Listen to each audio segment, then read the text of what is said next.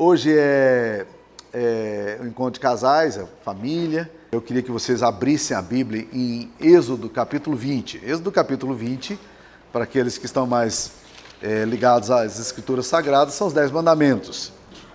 E quando a gente lê os 10 mandamentos, a gente lê normalmente...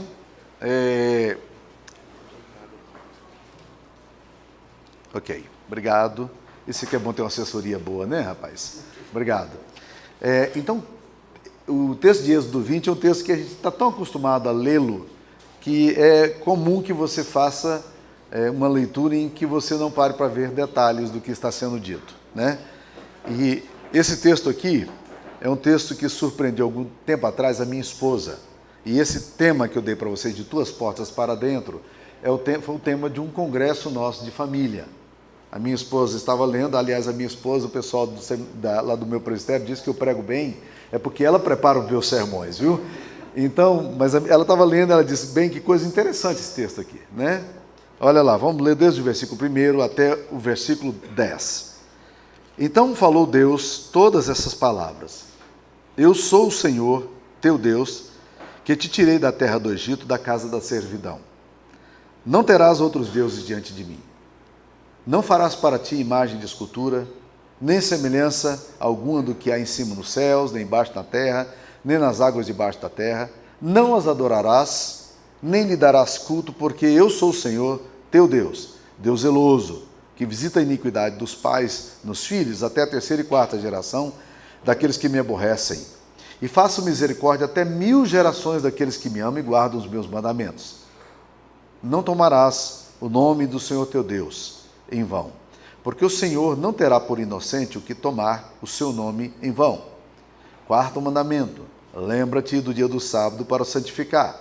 6 dias trabalharás e farás toda a tua obra, mas o 7º dia é o sábado do Senhor, teu Deus. Não farás nele nenhum trabalho, nem tu, nem o teu filho, nem a tua filha, nem o teu servo, nem a tua serva, nem o teu animal, nem o forasteiro, e aí a frase que eu quero, a partir dela, refletir algumas coisas com vocês, nem o forasteiro das tuas portas para dentro.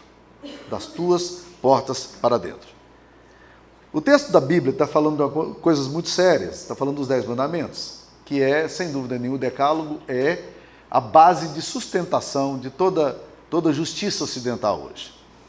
Eu estava lendo um texto hoje mesmo de um homem que estava dizendo, interessante, porque nas escolas públicas dos Estados Unidos você não pode fazer oração. Não pode, é proibido fazer oração, em respeito às demais religiões. Mas o Supremo Tribunal dos Estados Unidos, quando vai se reunir, ele chama o capelão para orar. E é interessante porque os Estados Unidos dizem que você não pode colocar nas escolas os 10 mandamentos. Mas quando você vai para os tribunais americanos, na cidade lá de Cambridge, onde eu morava, estava lá na porta os 10 mandamentos. Não é uma contradição interessante?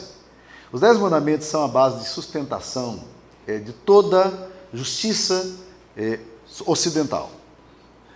Agora, o que é interessante é que nesses 10 mandamentos aqui, existem mandamentos voltados para Deus e existem mandamentos voltados para nossos relacionamentos humanos.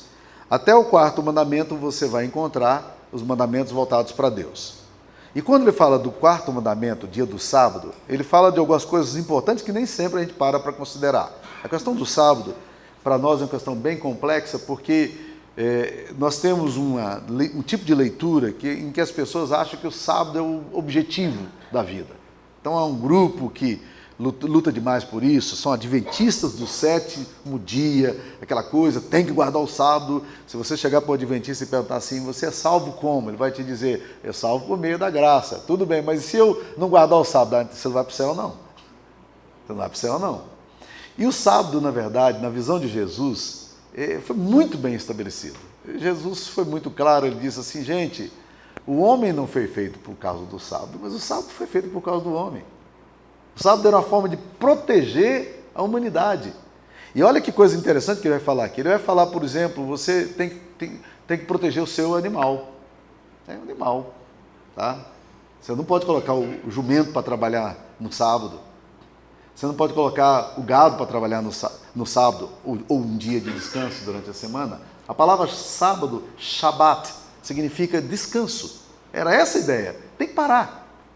Você precisa parar.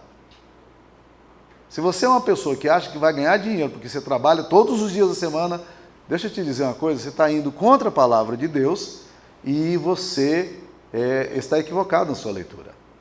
Há alguns anos atrás, eu era pastor plantando igreja nos Estados Unidos e 3 ou 4 casais da minha igreja que me amavam me procuraram para ter uma conversa comigo. E perguntaram, pastor Samuel, que dia que o senhor está tirando folga?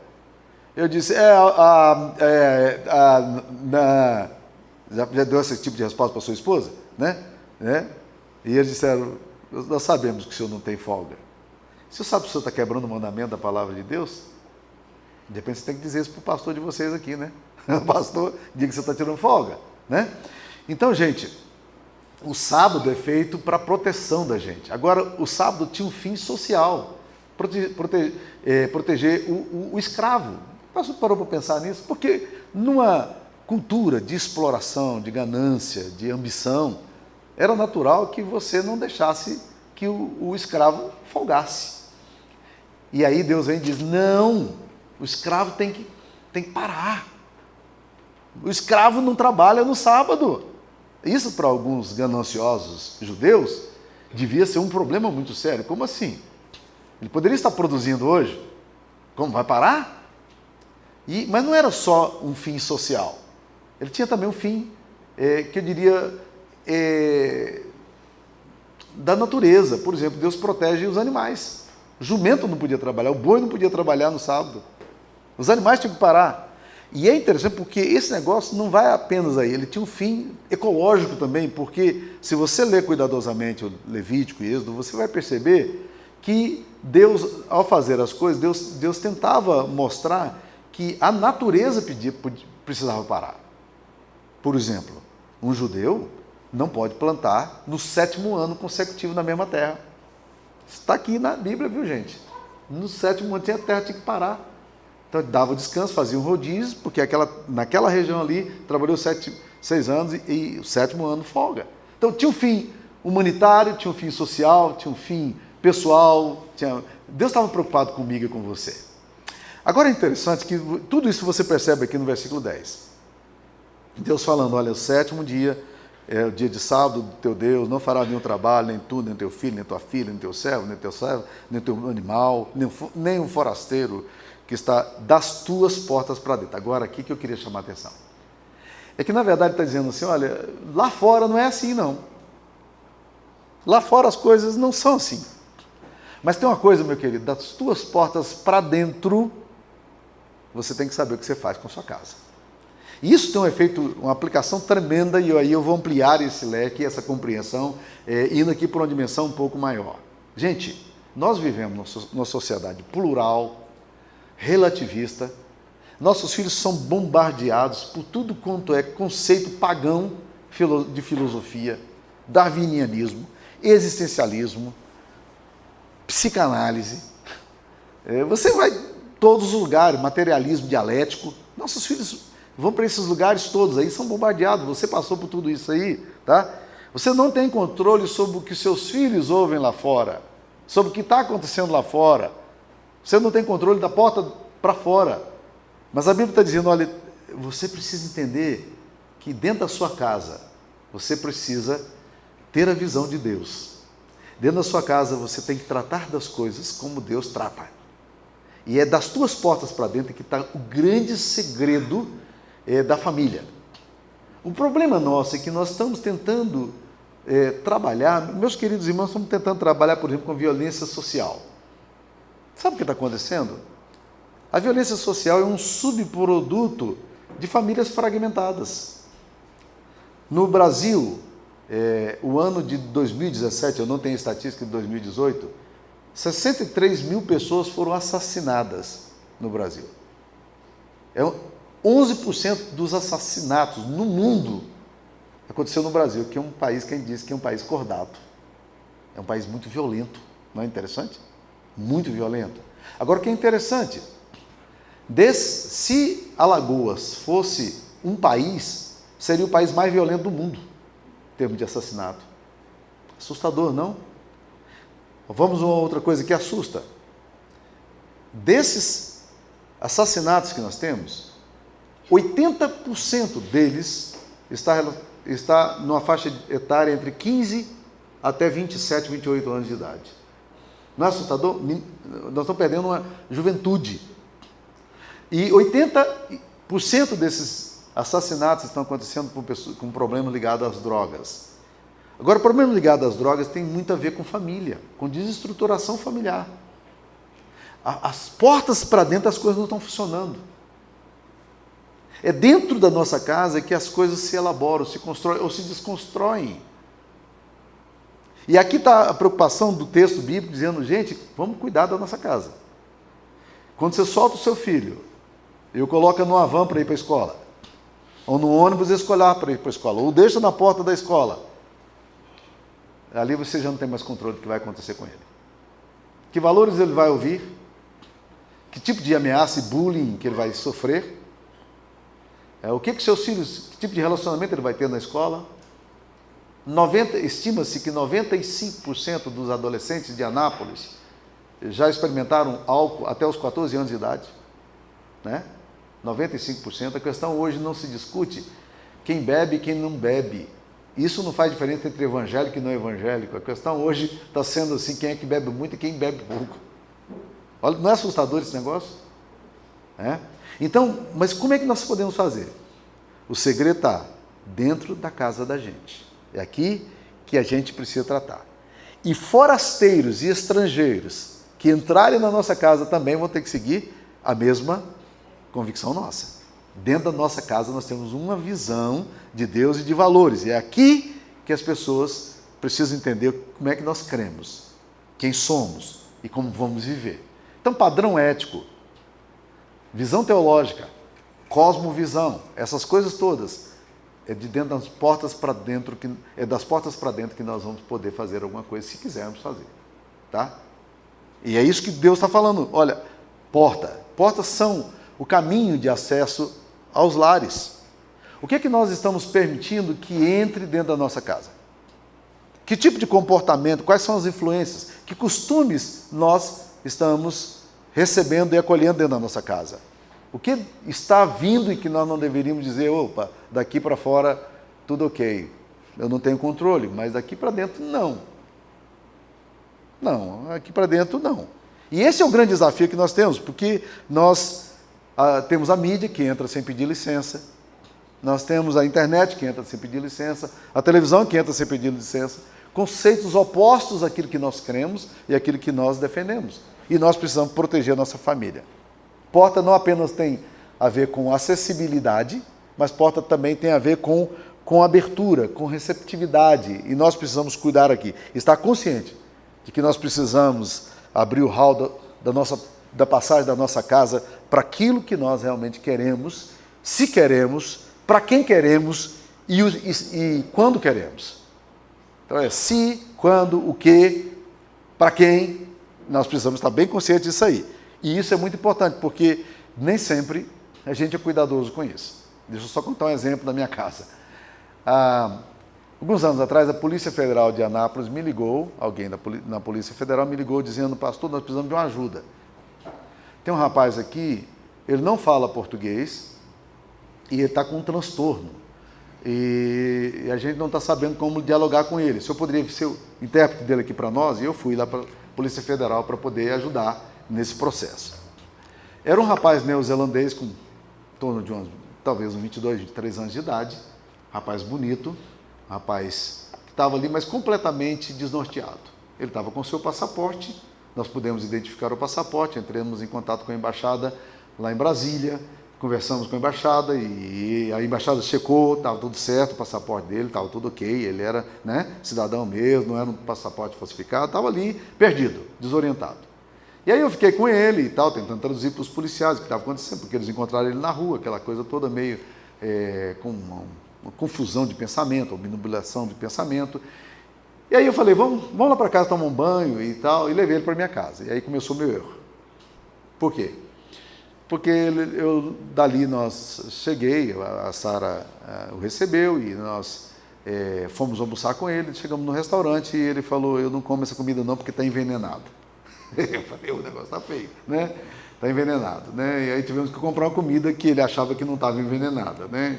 Chegamos para casa, minha esposa disse, vai tomar um banho, arranjou uma roupa para ele, uma coisa para ele e tal. Ele foi tomar um banho e logo depois do banho ele entrou para o quarto. A Sara tinha arrumado um cama enquanto nós aguardávamos desenrolar da embaixada e tal, aquela coisa toda.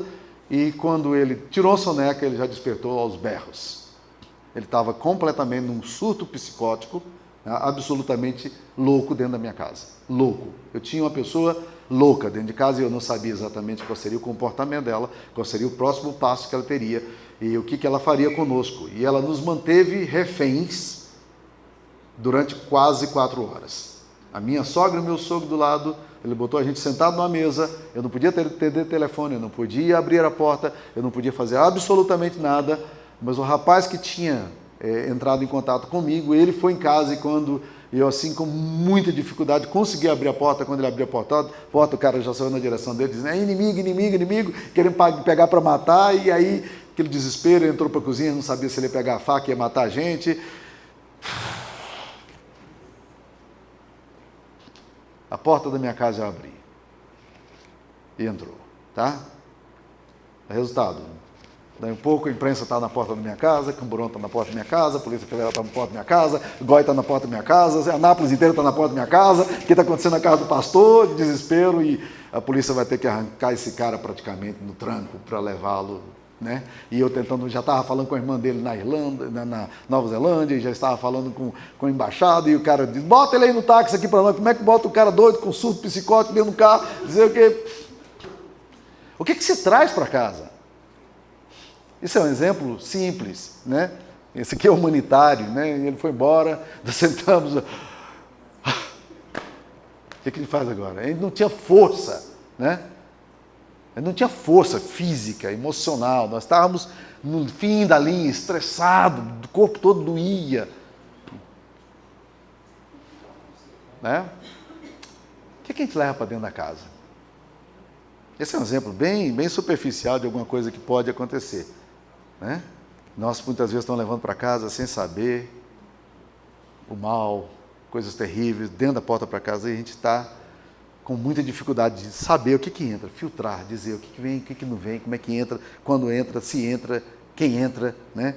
E aí nós vamos sofrendo todo esse impacto aí de uma sociedade que vai empurrando para a casa da gente valores, concepções, cosmovisão, né? E Deus está falando, ó, das tuas portas para dentro, você tem que saber o que vai acontecer. E aí que eu queria focar, meus queridos irmãos, começando a trabalhar com vocês essa questão do porta para dentro. É aqui que é dentro da nossa casa que interessa. Porque às vezes o mal não está lá fora, ele está dentro. Nós aninhamos o mal. Lembra da mulher Ciro Fenícia que procura Jesus e fala, Senhor, tem misericórdia de mim, porque a minha filha está horrivelmente endemoninhada. Olha que terminologia pesada. Horrivelmente, endemoniado já é horrível. Não precisa falar mais nada, não. Mas está horrivelmente endemoniada. E eu, quando estava preparando esse estudo uma vez sobre esse assunto, eu digitei lá no endemoniada. E não apareceu. Aí eu ia lá, o corretor dizia que estava com defeito, alguma coisa estava errada, né, gramaticalmente, né? Aí depois eu descobri que não tem o termo endemoniado em português. O termo é endemoninhado, é ninho mesmo. Não é assustador? O demônio faz ninho. Ele vem e mora na casa. E a mulher diz a Jesus, Senhor, algo do ninho do diabo veio para dentro da minha casa. E eu não sei mais o que fazer com isso. Tem misericórdia de mim? Tem misericórdia de mim. Porque às vezes o mal não está lá fora. O mal está dentro. Ele já se aninhou, ele já fez moradia, ele já habitou. Então nós temos que proteger nossa casa para que o mal fique lá do lado de fora. Não entre, não deixe entrar. Não facilite a entrada do mal. Filtra, né? Olha aqui, gente, pensando nisso, eu ouvi uma música do Gilberto Gil, eu soube que essa música foi cantada no Faustão. Falei, eu não acredito que o Gilberto Gil fez uma música dessa, porque Gilberto Gil é um grande compositor, eu digo que ele é um compositor surrealista, porque tem hora que ele fala E aí não consegue entender o que ele está falando, e tem hora que eu acho que ele fala e nem ele mesmo sabe o que ele está falando, né? É surreal. Então, mas é um grande compositor, sem dúvida nenhuma, um cara admirável, uma qualidade musical, uma batida muito boa e tal. E ele fez uma música chamada Os Pais. Os Pais. Se você nunca ouviu essa música, você tem que ouvir, tá? Se você consegue ouvir música secular, porque alguns irmãos não conseguem, então tudo bem, eu respeito. Mas se você consegue ouvir música secular, é só digitar no YouTube Os Pais. Olha a letra da música. Vê se essa música aqui foi escrita por Gilberto Gil ou foi por um pastor, porque eu acho que foi um pastor que escreveu esse trem aqui. Os pais estão preocupados demais, com medo de que seus filhos caiam nas mãos dos narcomarginais, ou então na mão dos molestadores sexuais. E, no entanto, ao mesmo tempo, são a favor das liberdades atuais. Por isso não acha nada demais na seminudez dos nossos carnavais e na beleza estonteante e tão natural da moça que expressa no andar provocante a força ondulante da sua moral, amor flutuante acima do bem e do mal.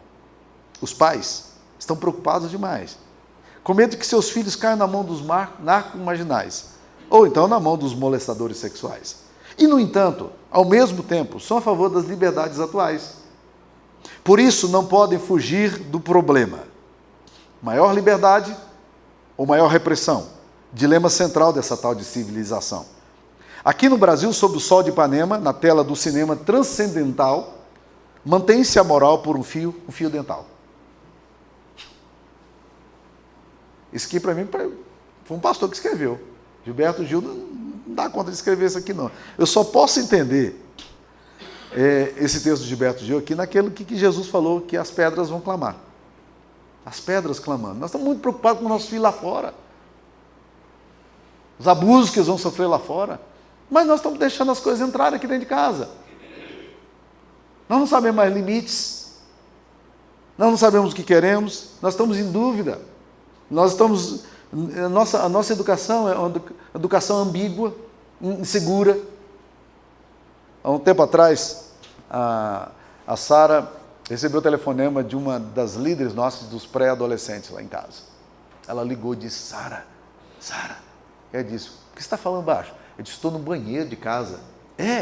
Por quê? Ela disse: eu estou com um problema aqui na reunião dos pré-adolescentes, preciso da sua ajuda. Que resposta eu dou para o fato de que os meninos estão discutindo lá sobre ficar? Que resposta eu dou? A Sara falou: eu não estou acreditando que você, líder dos pré-adolescentes da igreja, está com dúvida sobre isso. Você é uma mãe e não sabe responder a essa questão para o seu filho. Essa ambiguidade nossa, das portas para dentro, está matando a gente. A gente não tem firmeza, a gente não tem posição, a gente também não está sabendo o que é certo, o que é errado. E eu quero dizer uma coisa interessante, meus irmãos, na Bíblia. A Bíblia mostra claramente que o diabo não pode fazer mal contra nós, não. O diabo não pode fazer mal contra a igreja, não pode destruir a igreja. Não pode. O diabo não tem poder para destruir a igreja de Cristo. Agora, o meu pecado tem poder para me destruir. Lembra da experiência de Balaão com Balaque? Balaão era um macumbeiro, assim, tipo John of God. Um cara respeitadíssimo na região toda, né? Balaque. Vê o povo de Deus chegando e chama Balaão. Opa! Por quê? Porque Balaque percebe que há alguma coisa meio espiritual nas vitórias do povo judeu. Isso aqui não é só militar, isso aqui não é só gestão de guerra, isso aqui é mais, é uma coisa muito mais forte e tal. E chama então o macumbeiro para confrontar os poderes espirituais do povo de Israel. E Balaão vai. Por quê? Porque é muita glória envolvida, muito poder e muito dinheiro. Há muita coisa rolando aqui, né? Muito interesse. E ele vai. Ele chega ali em cima, ele dá uma gagueada, arranha a garganta e não sai nada. Aí ele disse: eu não posso amaldiçoar a quem Deus abençoou. Contra Jacó não vale encantamento. Aí Balaque disse: você não entendeu, cara, eu tenho mais grana para te dar. Vamos lá de novo. E aí vai, e a gente sabe da história. E não dá certo. E é muito interessante como ele vai falando. Tem um momento que ele fala assim: eis que para abençoar recebi ordem. O macumbeiro recebe ordem até de Deus, né? Eis que para abençoar recebi ordem. Ele abençoou, não posso revogar. Pois contra Jacó não vale encantamento nem adivinhação contra Israel. Agora se poderá dizer de Jacó e de Israel: que coisas tem feito Deus! O cara faz um culto a Deus, né? Um macumbeiro faz um culto a Deus, né? Mas a história não parou aqui. Ele volta para casa, ele não consegue amaldiçoar o povo. Mas ele diz para Balaque o seguinte, esse pessoal aqui, cara, o negócio espiritual aqui é sério, o negócio que eles são muito protegidos. O santo desses caras aqui, o santo, se você usar a linguagem popular brasileira, né? O santo desses caras aqui é poderoso, não tem jeito não. Mas tem uma estratégia que eu quero te dar. Contrata meninas moabitas, prostitutas, bonitas, jovens, cheias de gonorreia, doenças, sífilis, doenças venéreas. Bota, eu estou aqui inventando, viu? A Bíblia não diz isso não, tá? Mas a Bíblia diz que essas meninas vão para o arraial. E elas começam a ter caso com os meninos da igreja. Não é interessante? Os meninos da igreja, o povo de Israel, começa a ter caso com essas menininhas oferecidas ali. E vão, e sexo para lá, e sexo para cá, e tal, meninos sem muito compromisso.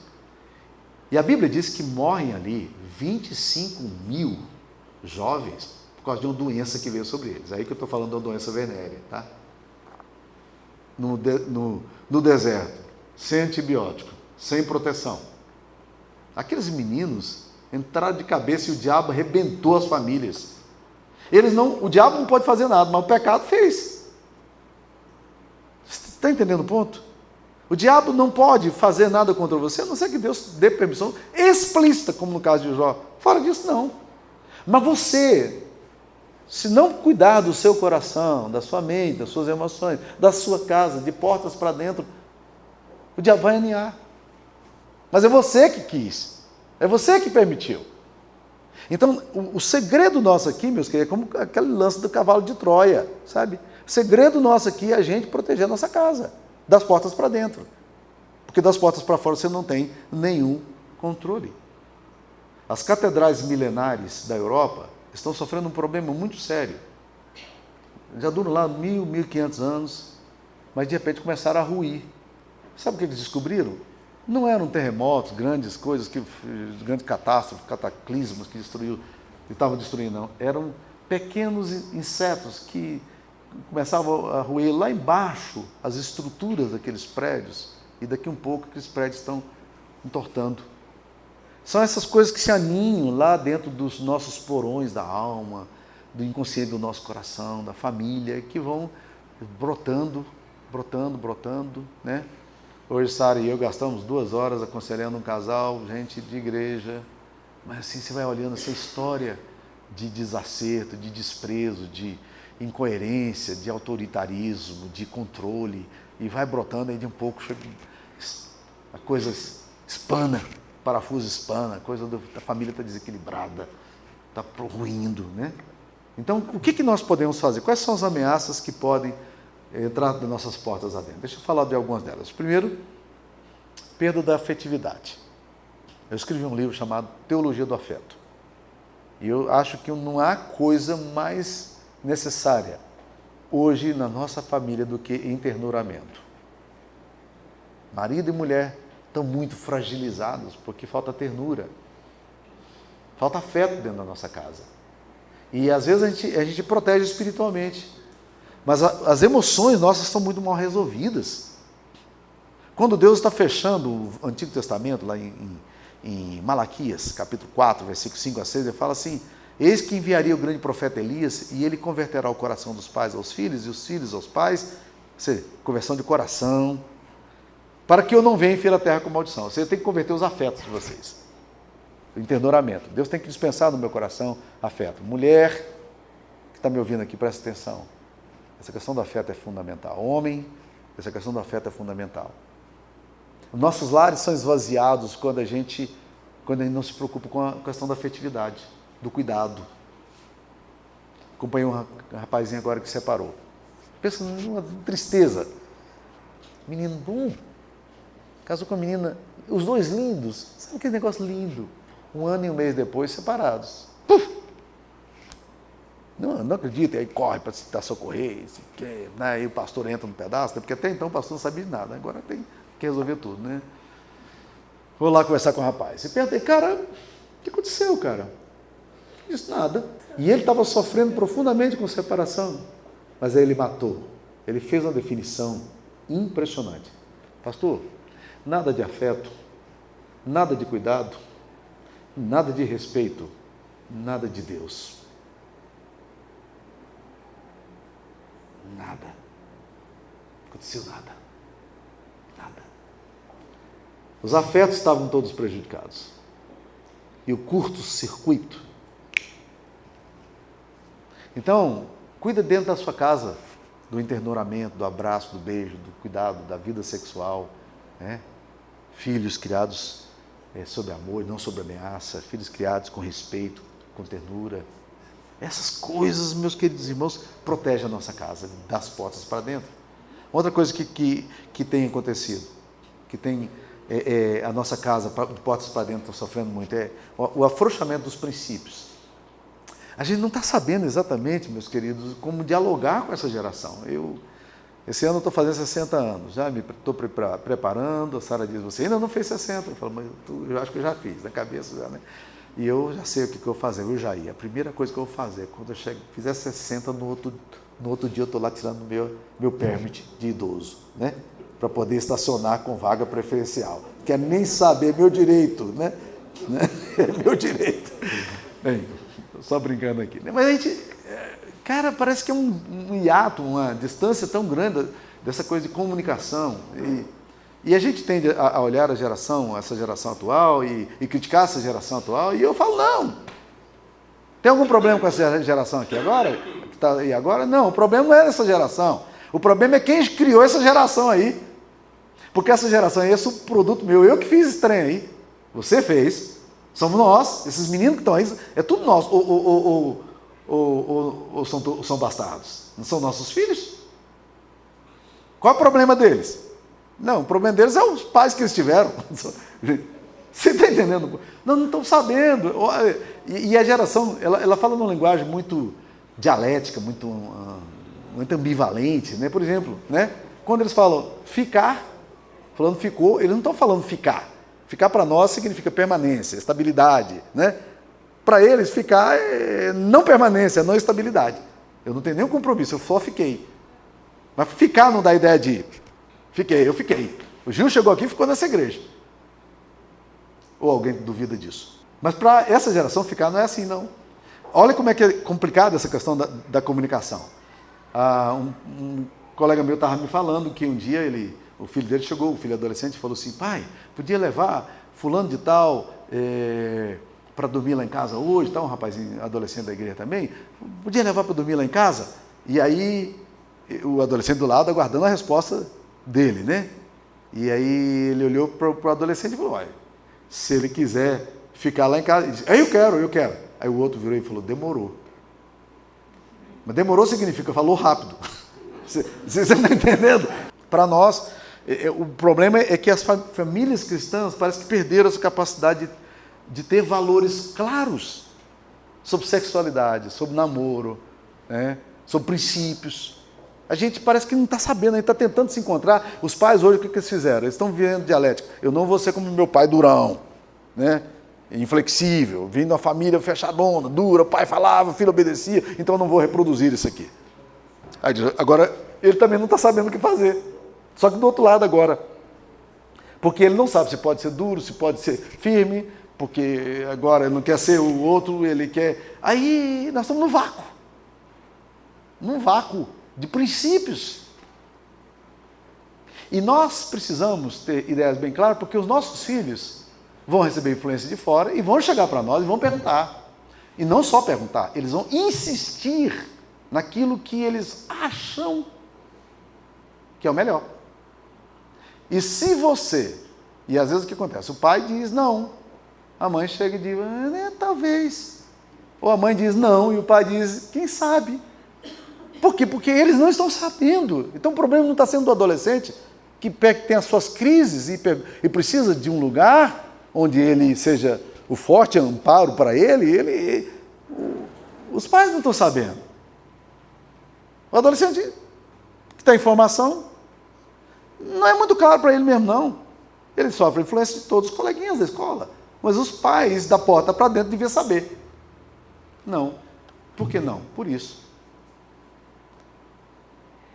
Você está entendendo? O afrouxamento do princípio está sendo um problema muito sério dentro da igreja. Outra coisa que eu acho que tem faltado e que tem, dentro da porta para dentro, muito fragilizado, é a ausência de devoção. Pais que oram, que não oram, pais que não leem Bíblia com os filhos, prometem no batismo. Na minha igreja, estou descobrindo um negócio assustador, cara. Nós estamos lá com uns 330 meninos na igreja. O ano passado nasceram 33 meninos. Né? 29 meninos. 29 meninos nasceram no ano passado. Né? Menino para tudo quanto é lugar. Né? E a gente está lá com esses meninos, mas eu descobri uma coisa terrível. Eu sempre fui contra crentes domingueiros. A gente só vem na igreja no domingo. Né? Aí eu meti o pau, crente domingueiro. Descobri que meus crentes não são domingueiros, graças a Deus. Eles são quinzenais. Eles vêm na igreja de 15 em 15 dias. E olha lá, meu filho. Né? E olha lá.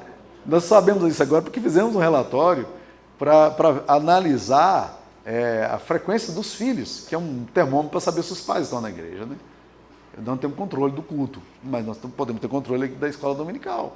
Né? Então, o que está acontecendo?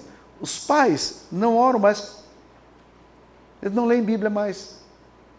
Eles não protegem sua casa espiritualmente, porque às vezes, meus queridos irmãos, sejamos honestos, às vezes a gente não sabe realmente como responder, não. O negócio é tão complicado, às vezes são as questões tão pesadas, e chega para a gente, e a gente quer ser um pai amoroso, a mãe sensível, que não quer ser duro, mas a gente está mas a gente não ora por isso.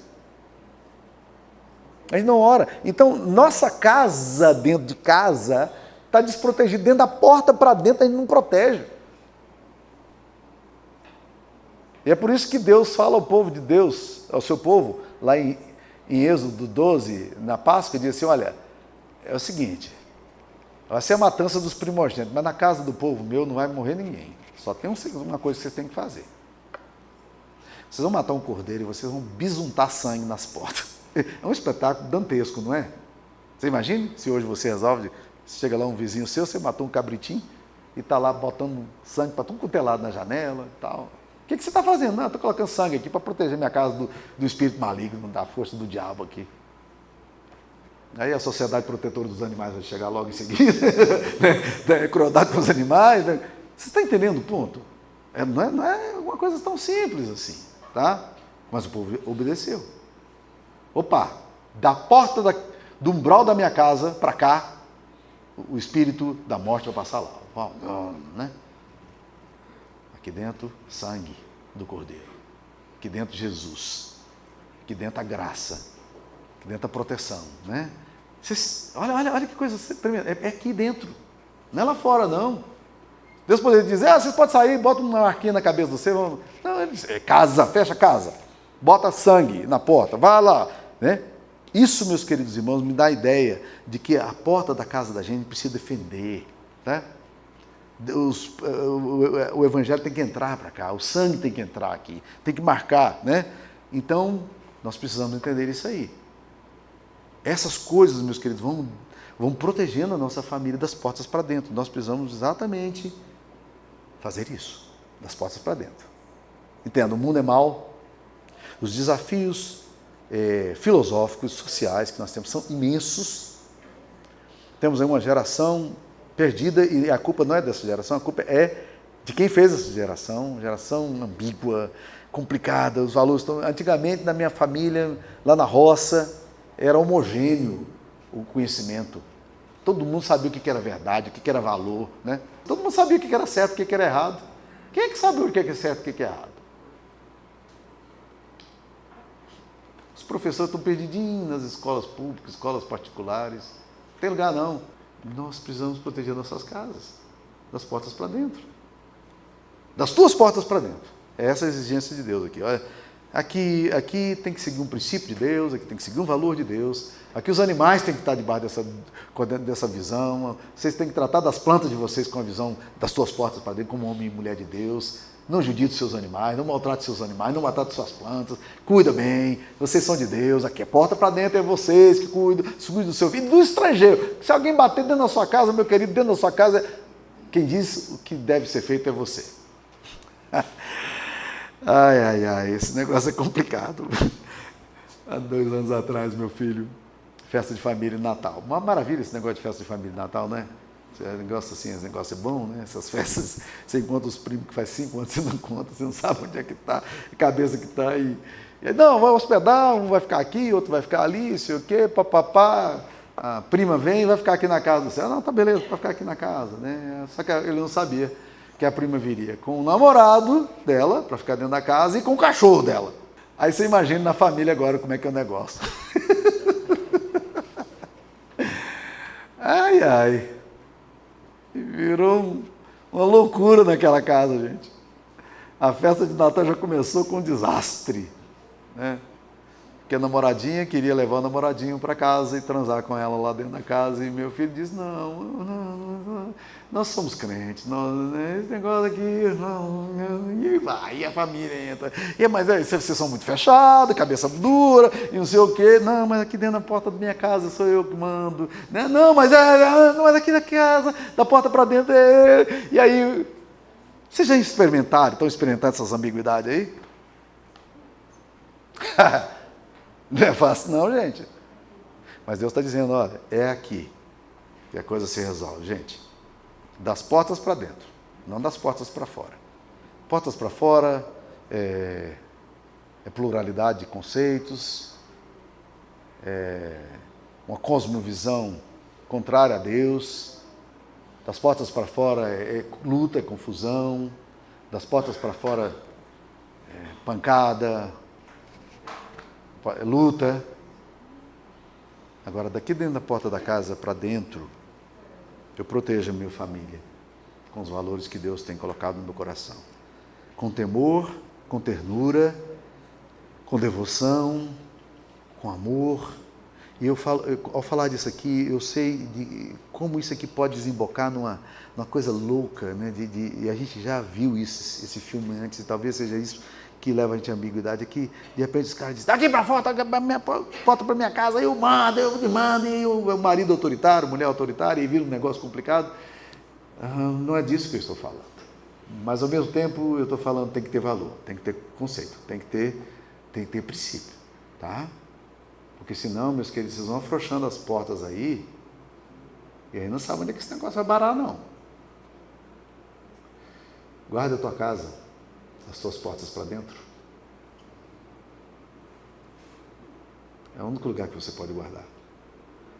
Guarda o teu coração, guarda a tua família, com oração, com temor, com leitura da palavra, com afeto bonito, com beijos apaixonados, com cuidado, com abraço, sexualidade bonita. Satanás pode olhar lá fora e dizer, eu queria entrar ali, mas aqui não tem espaço para mim, não. Porque o diabo não conhece a geografia do amor. Ele não consegue adentrar nisso, onde esse espaço de ternura está sendo marcado. Ele não dá conta, ele não penetra isso aí, tá? Como é que está a sua casa? De porta para dentro. Confusão?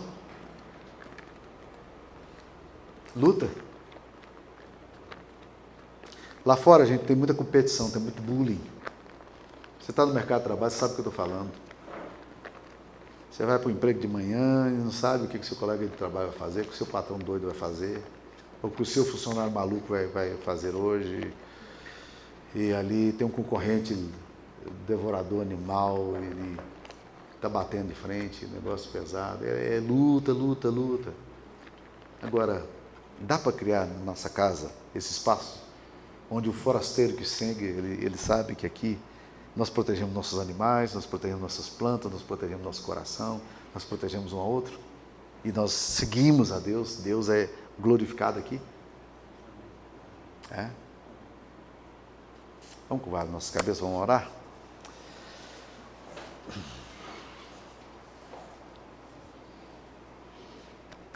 O que é que você precisa pedir para a sua casa?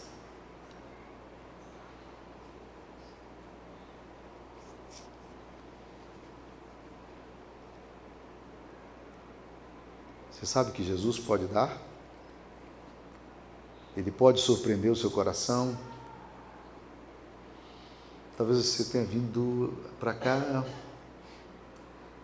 com os afetos em frangalhos, com lutas tremendas, que você não tem resposta, não está conseguindo ter resposta, não está sendo sábio para lidar. Mas que tal dizer isso a Jesus agora? Senhor, tem misericórdia. Minha casa, meu filho, minha filha, minha esposa, meu esposo, Pai, nós precisamos da graça do Senhor. Visita a gente, Pai. Protege, ó Deus querido, das portas para dentro da minha família, as janelas dos meus afetos. Pai, visita a varanda da minha casa, visita o meu quarto, visita a minha sala de estar, visita a minha cozinha, lugar de tantas lutas, tantas vezes. Ó Deus, dá uma casa bonita, onde o Senhor reine, uma casa de bênção, uma casa onde o Senhor é glorificado e as pessoas cresçam com saúde emocional, com graça, com a compreensão do Evangelho da cruz. Em nome de Jesus, abençoe essa igreja, Pai. Pastor Gil, seus auxiliares, seus presbíteros, diáconos, seminaristas, pastor Marcos está aqui também. Deus, os membros da igreja, cada um, Pai, os adolescentes, jovens, crianças. Ministra, Deus, essa família de Deus aqui. Em nome de Jesus nós pedimos. Amém, Senhor.